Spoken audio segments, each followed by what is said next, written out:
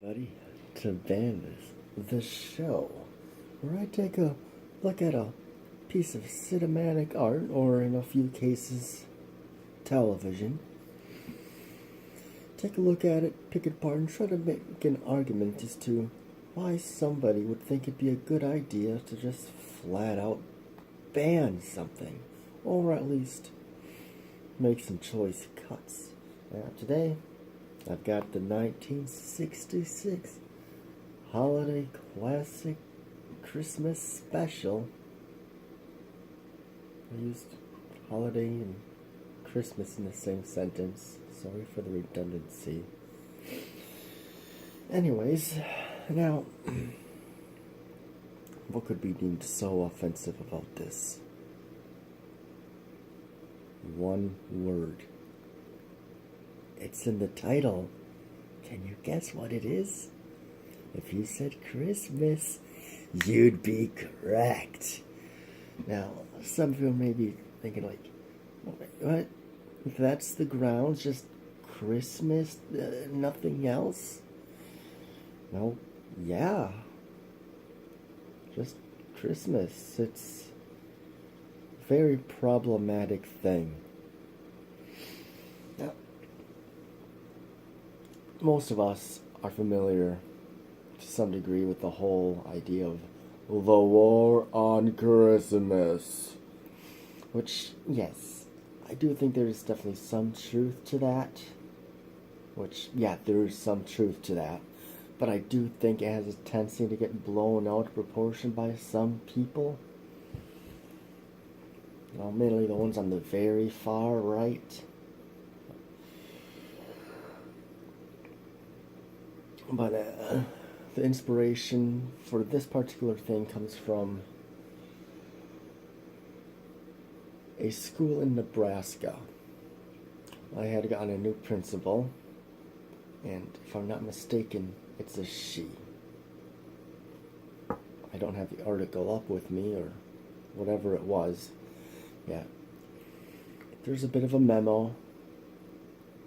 People got a hold of it.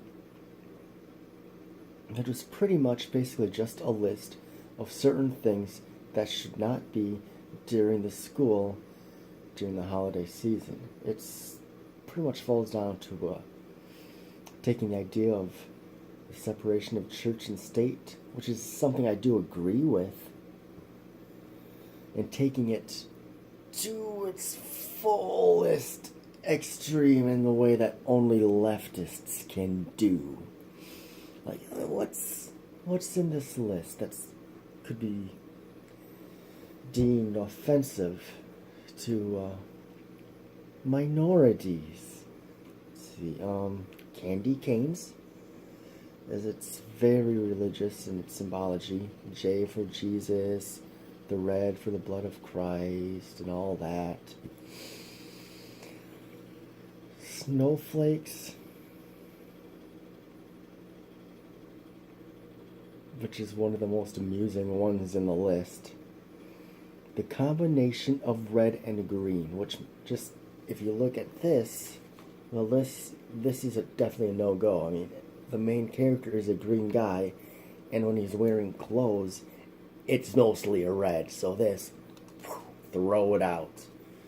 Like this new pair of dice I got, I couldn't have this at school during Christmas time. That's banned. Just a pair of dice. Not a pair, because there's obviously more than two, but you get my drift. What else?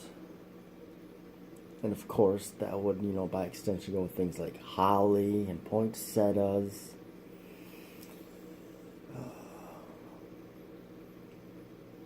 Christmas trees. Santa and other characters associated with holiday, such as the Grinch. I mean, they even threw in Count Orloff from the Frozen films for good measures, and that is a very, very feminist film, so that just makes it even better. So yeah, this person's pretty much just trying to get rid of any idea, anything to do with Christmas, right out of the butt. Right out. Except maybe a few things like the materialistic aspect, such as gifts. But you have to be careful on the gifts. Can't be too offensive. Can't get too religious. Now, it's a ridiculously long list. It's hilarious. I'll have a link in the description if you want to read an article about it yourself and actually see what it's like when the facts are straight. I'm pretty sure it's Nebraska, but if I'm wrong, you decide to read it for yourself, you'll find out. Although there's a good chance you've already heard about this anyways. But another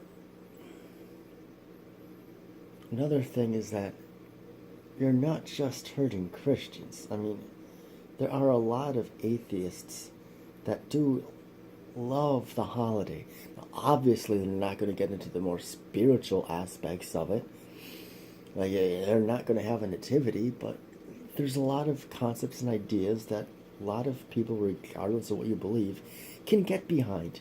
And you're going to deny them of that. So it's hurting a lot more people than you're intending. It's like, peace on earth, goodwill towards men, being kind. Those are things people can get behind. And you're saying no to it. Because you don't like it. You find it offensive.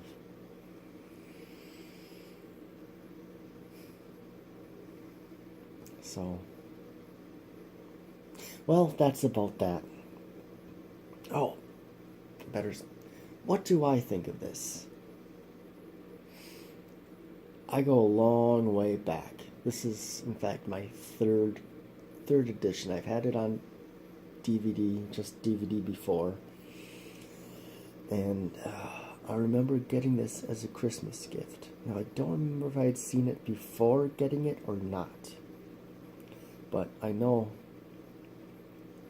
that I loved watching it every year. I'd pop in that VHS. I was in my single digits. I was a youngin', and it was great. Saw the remake when it came out, and I didn't dig it. I just didn't like the way they decided to take the lesson. It's pretty much the same, but it's presented in a way that just lessens it. But that'll be for a different video if I do a thing on the original remake of the Grinch. I might see the newest one. I don't know. Who knows? Yeah. I love it. And it's short, so, if you decide to see it, you're going to lose, less than an hour of your time. So even if you don't care for it, you're not going to lose a big chunk of your life back. It's not like a 3-hour epic or anything, or suffering through something longer. So I definitely give it a shot if I were you. If you've never seen it, it's beloved for a reason. It's hard to go wrong with Chuck Jones, Dr. Seuss, and Boris Karloff. Well, that's about it. If you've seen this on YouTube, you should go over on BitChute, check me and a bunch of other people out there instead, and support the idea of freedom of speech. And if you've ever want to get a hold of me on social media, seek me out on Minds. And if you want to see a bunch of reactions to a bunch of films I've seen, and as well as a bunch of other people, go into the Stardust app. Check that out if you're so inclined. Links to the description and all those below. Take care, and I will see you in the next one.